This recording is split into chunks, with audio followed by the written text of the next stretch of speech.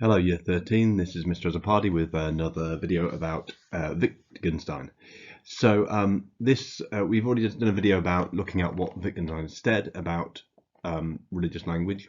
This video is about evaluating Wittgenstein, seeing how you can criticize his ideas and how you can respond to those criticisms. So the key question is this: does Wittgenstein's theory of language games prove that religious language is not meaningless? That's the reason we look at Wittgenstein, is to look at this question of, as you know, OCR A argues religious language is meaningless. He can be criticised, but then Anthony Flew also uses falsification to argue that religious language might be meaningless, and then Wittgenstein tries to argue that religious language is not meaningless because it has a different kind of meaning to scientific language. It has meaning within the religious language game. So what we're going to do first of all is we're going to look at two interpretations of Wittgenstein, because not everybody who uses his ideas uses them in the same way, and then from there we'll look into some criticisms. What I want you to do is watch the video with the slides, annotate them if you need to, and then fill in the section of your A3 worksheet with the criticisms and responses. So Wittgenstein did not write a full theory of religious language. We don't know, he didn't come up, write a whole book on this one subject, but other people have used his ideas and applied them, kind of come up with their own theories based on them, and they haven't always agreed on how we should interpret Wittgenstein. And we're going to look at two interpretations. So the first one is from someone called Don Cupit, and we call it non-cognitivism. So Don Cupit is a leader of what they call the Sea of Faith movement, which is a movement amongst Christians, and he's used the ideas of Wittgenstein to kind of come up with a new interpretation of Christianity. So he's a former priest in the Church of England, but he believes that Christians should stop believing in the metaphysical reality of God and instead focus on living a moral life. So he's basically he's often kind of said to be a priest who doesn't believe in God. It's more complicated than that, because he would say he believes in God in a certain sense, but what it means is he does not think that God exists as a real being that exists out there in the universe. He therefore thinks that religious language about God is non-cognitive. It is not making statements about a really existing God, which could be true or false. Instead, statements about God have a meaning only within particular religious communities, what Wittgenstein called forms of life. The meaning of these statements must be understood in terms of the depth grammar of the language games that these communities engage in. So, for example, the belief that God is loving may be an expression of the commitment of people within that community to live in a loving way. Now, Peter Vardy, who writes about the philosophy of religion, refers to this view of religious language, Don Cupit's view, as anti-realist. So that's one interpretation of Wittgenstein. He's basically saying, look, we should stop as Christians, stop thinking that when we talk about God, we're talking about a really existing thing or being that's out there. No, God is a way of, it has meaning only within the language game of the particular community that we're in, Christian community, and the depth meaning of that is to show commitment to particular ethical points of view. So here we go, a way to make religious language meaningful, but a way which obviously changes the meaning of religious language from what most religious people think it means. So some philosophers have criticized Cupit's interpretations based on two ideas. Firstly, Cupit wants to change how people think about religious language, but Wittgenstein always said that he wasn't interested in changing it. He just wanted to understand how religious language works. So this is a key difference. Cupit wants to say, oh, in the old days, people used to think of religious language in one way, and I want to change it. And Wittgenstein wants to say, no, but Wittgenstein never said that. Wittgenstein thought that he was just trying to make it clearer what religious language means. Secondly, some of Wittgenstein's followers deny that he was a non-cognitivist or anti-realist in the way that Cupit is. And that will make more sense when we look at D.Z. Phillips. So the second interpretation is D.Z. Phillips. Now, most people agree that D.Z. Phillips was a more faithful follower of Wittgenstein than Don Cupit. It does mean that his ideas are more difficult to understand than Cupit's.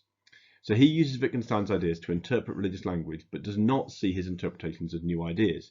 He believes, like Wittgenstein, that he is giving the correct interpretations of traditional religious language. So he is saying that when he's talking about religious language, he's just trying to explain how most religious people have always seen this language. Now, at times, especially in his early writings, Phillips seems like a non-cognitivist. For example, he writes, religious language is itself the expression of a moral vision. So in other words, here he seems to be saying that when we say things about God, we're not expressing ideas about a really existing God who's out there. We're just talking about, we're just expressing a moral point of view. Like, so that's the depth grammar of those statements. And that would be non-cognitivist, because he would, from that point of view, would say, well, these aren't, when we express we want to live in a loving way, that's not something that can be true or false. So it's a non-cognitive point of view. However, in his later works, he rejects non-cognitivism and anti-realism. He accepts that language like God exists is referring to a really existing object, so he thinks there is a real God out there. However, he argues that the nature of God means that religious language is still distinct from scientific language. So he's saying, look, religious language is talking about a real God, but it's still different to scientific language. He says this: God is not a being among beings. The word God is not the name of a thing. Thus, the reality of God cannot be assessed by a common measure which also applies to things other than God. So what he's trying to say here is that God is so different from other things in the world that you can't really use normal scientific language when discussing it. For most things that exist in the world, it's very easy to make cognitive statements that can be tested empirically to verify whether they're true. But he is saying that God is so different from other beings that although there is a real God, and religious language is talking about a real God, it's not scientific language because it cannot be verified. So it says, thus for Phillips, religious language refers to a really existing God, but because God is beyond time and space, this language is not scientific language, which is only able to test things in the material world. Thus the tests of meaning appropriate to science, verification or falsification, are not relevant to religious language. So he is saying, it's not that God doesn't exist, it's just that you can't use normal scientific language when talking about God. So just to bring it down, what's he saying? He says religious language is meaningful within its own language game. It is not scientific language which needs to be falsifiable to be meaningful, but this does not make religious language simply a way of making ethical claims and that God has no reality. God's reality is of a kind which cannot be meaningful. So at least some religious language is cognitive, but not scientific. It's complicated because Phillips said there are also some non-cognitive elements of religious language, and he says you have to look at each part of religious language to understand whether it's cognitive or non-cognitive. Things like creeds, lists of belief, are cognitive because they're saying things you believe, but things like hymns or prayers where you express like your commitment to living a particular kind of life may not be cognitive. So it's kind of a mixture, and that is a little bit confusing, but the key thing is to evaluate Wittgenstein you don't have to be able to explain Phillips in detail. It's just good to have his ideas there in the background, as we will see. So how can it be criticised? We're going to look at two main criticisms of Wittgenstein, both of which you need to explain on your worksheet and then respond to. The first one is what we call fideism.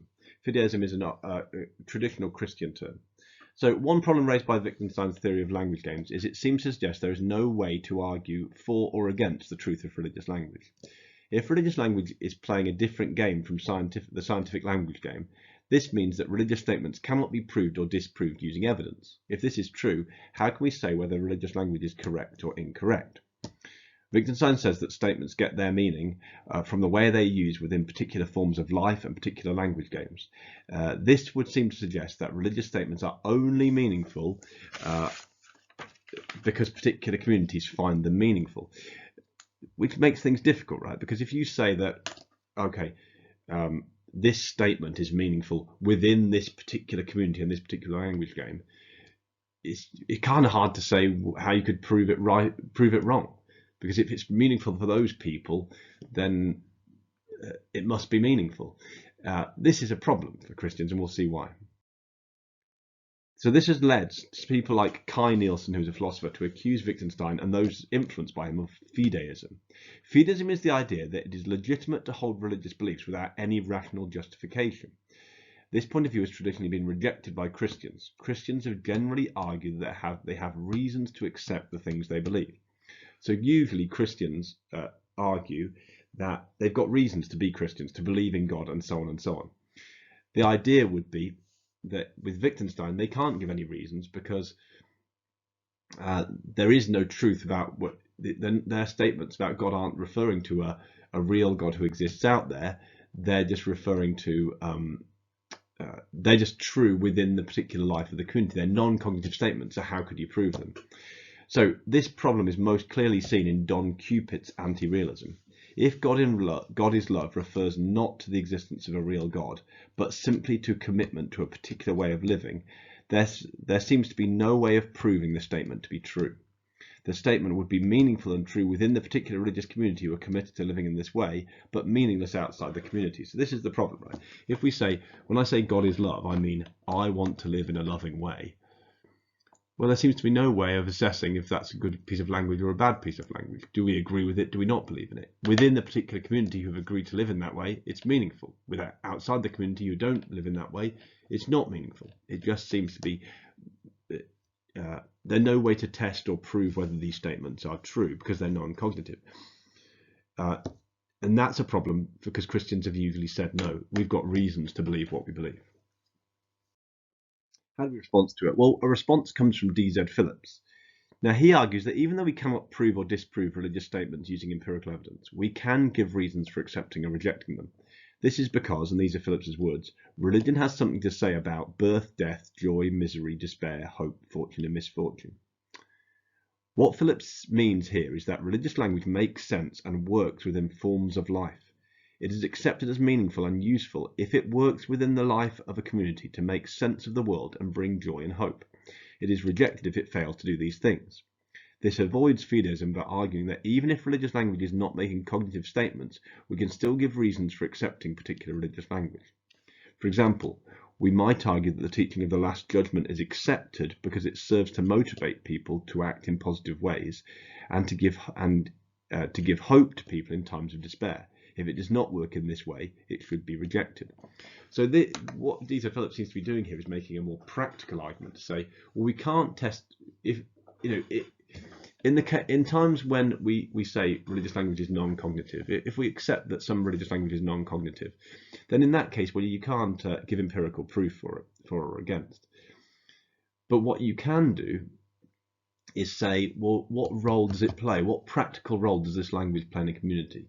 If it plays a positive role in the community, we can say it's good and true. And if it plays a negative role, we can say it's not true. So I use the example of Wittgenstein's example of the Last Judgment, when God is going to come and judge people. Now, Wittgenstein said that statements about the Last Judgment are non-cognitive. They don't refer to something real that we could test that's going to happen. They're instead a way of giving us, expressing commitment to live in a certain way, and in a loving and Christian way.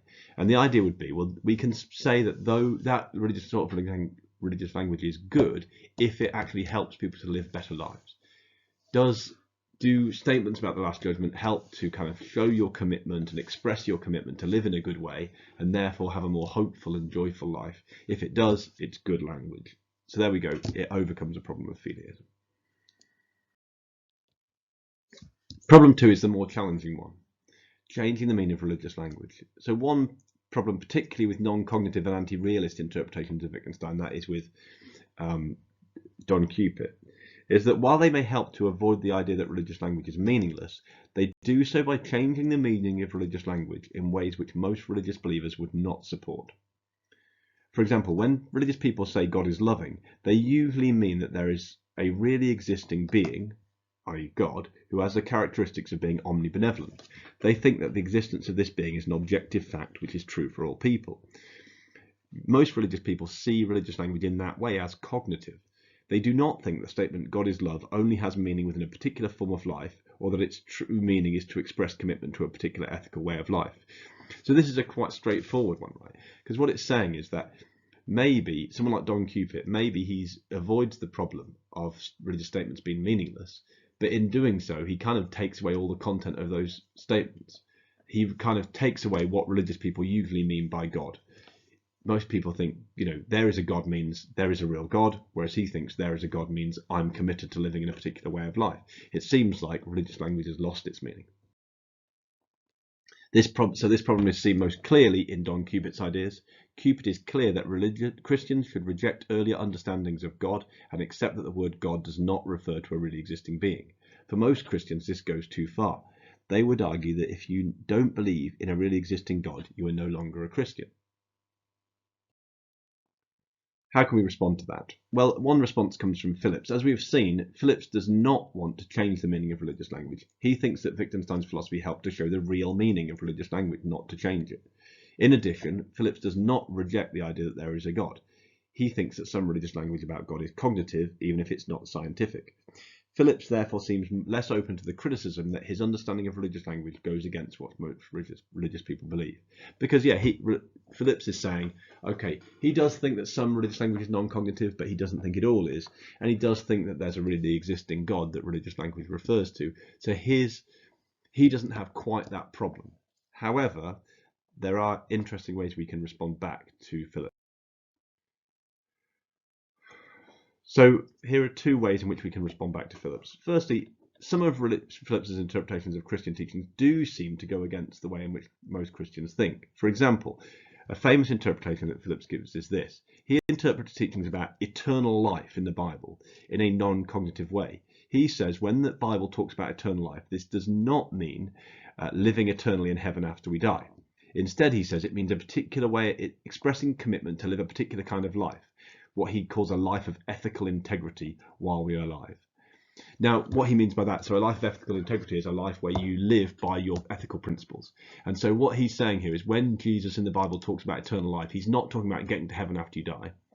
He's talking about, like, you experience that there's something about living a life of ethical integrity, like living by your principles and sticking to your principles, that gives your life a different quality while you're alive. And that quality is referred to as eternal life. Now here, Phillips really does seem to be going against what most Christians think. Most Christians think that when Jesus talks about eternal life, he means that after you die, you'll live forever in some form.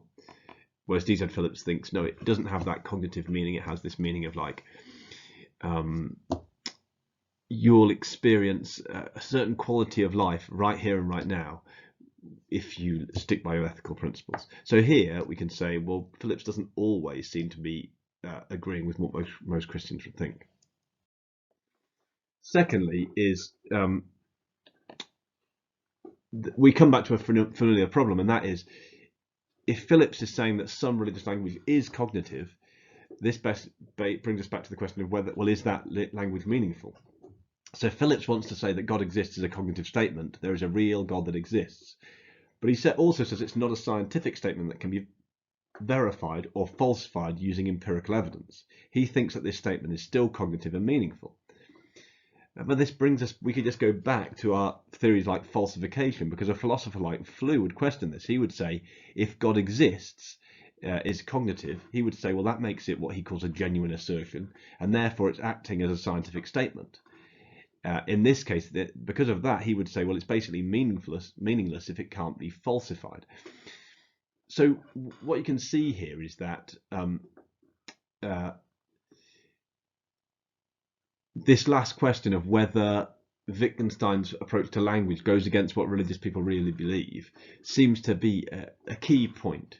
Because if you look at the ideas of Don Cupid, we could say that it has a certain consistency. If you say that religious language is all about it's not cognitively true, and therefore it's not a scientific form of language, and actually religious language is all about only makes sense within a particular religious community, and it's actually not about making a cognitive statement, it's about expressing a non-cognitive commitment to a particular way of life. So God is love actually means I want to live in a loving way. Then actually that seems to avoid all the problems of meaninglessness, because you could say it is meaningful religious statements, it just has a different kind of meaning to the one we originally thought. And it doesn't need to be tested because its meaning is a non-cognitive kind of meaning. However, the more that you do that, the more you open yourself up to the charge that you're basically just changing the meaning of religious language, that you're making religious language mean things that it didn't originally mean to religious people. Now, when you if you want to go overcome that problem and go down the DZ Phillips route and say, well, actually, it's more complicated than that. Some religious language is cognitive, some religious language is not cognitive. Whereas as soon as you start to say that some religious language is cognitive, then you get yourself back into the difficulty of, well, if it's cognitive, does that mean it's acting in a scientific way? And if it's acting in a scientific way, does that mean it has to be falsifiable to be meaningful? And therefore, is it meaningless? So it's almost like the more you solve one problem, the more you go back to the other problem. Okay, that is some complicated stuff. Probably Wittgenstein, I think, and especially looking at his criticisms, is the most difficult place you can get to in year 13 philosophy. So there's the video. Go back and look at the slides, or have a look at the video again if you're not sure. But see if you can explain those two criticisms: the criticism of Fideism and the criticism of that religious language uses its real meaning. If it's more useful, then use Don Cupid, because he's the easier one to criticize. Use Don Cupid's ideas more. He's easier to criticize, but DZ Phillips perhaps it is more complicated to criticize, but it can help us out here and there in when we're kind of responding to those criticisms. Okay, thanks very much, guys.